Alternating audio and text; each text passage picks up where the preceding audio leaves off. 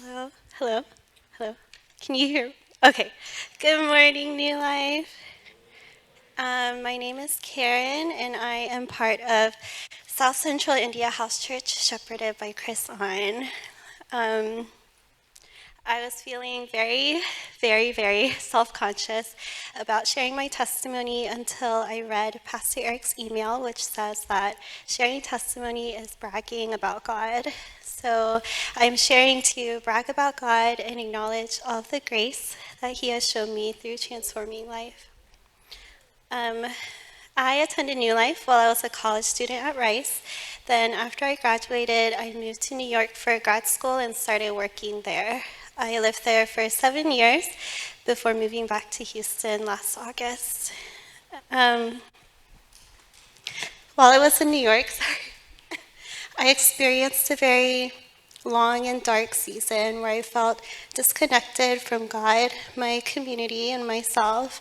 I became overwhelmed with these thoughts that I was not enough to be in the presence of God, and by extension, not enough to be deserving of the love that others were showing me. It became more and more suffocating until eventually I began asking God to take my life. At the worst of it, I wrote a letter for people to find after I was gone, but I was living with 2 other roommates, and I realized that I didn't want them to be the ones to find me. So I put the letter into the back of my journal to save for later. Years went by, and I stopped thinking those thoughts, but for some reason, I could never get rid of the letter. It was weirdly comforting for me to know that it was still exactly where I kept it, just in case. And when I moved, I ended up bringing it with me to Houston. It became like a part of me that I didn't know how to let go. During our study on confession, part of our homework was to write a letter to the person who hurt us the most and bring it to class to burn it. And while I was working on the homework, I also felt convicted to burn this letter too.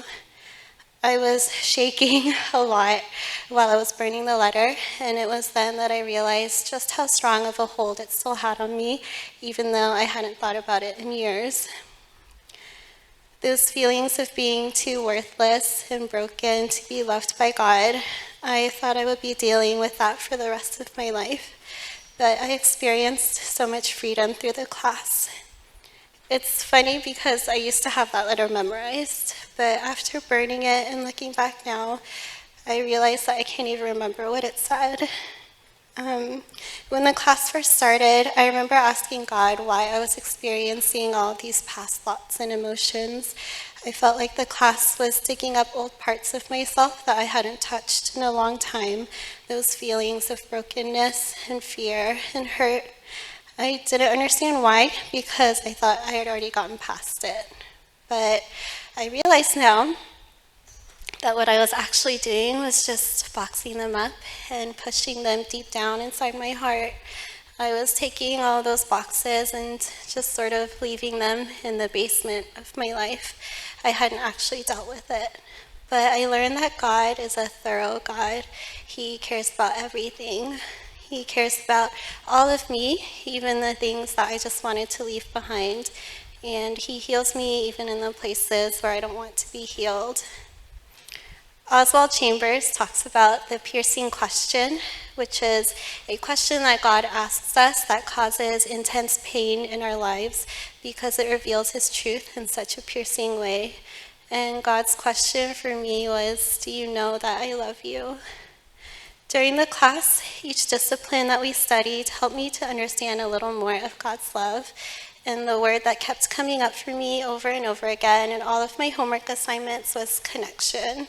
I felt like God was really wanting me to learn how to connect with Him and connect with others in the way that I was designed to be. The discipline of confession taught me that the things that I'm holding on to so tightly, if I loosen my fingers just a little, God will set free. The discipline of service taught me to gratefully receive the love that I'm being shown as an act of service and submission to others, because God will love me regardless of whether I believe it or not. The discipline of prayer taught me to pray with intention and confidence because God is my Father and I am His daughter, so I can ask Him to talk and give me advice like a father would for his daughter. And through all these disciplines, I learned how to say, God, thank you for loving me. So thank you, God, for loving me, and thank you, Sandy, and my classmates for showing me so much love and tenderness during the class. Someone once told me that a human's greatest needs are to be seen, to be heard, to be understood, and to be loved. And I'm learning every day that I am seen, heard, understood, and loved by God. Thank you.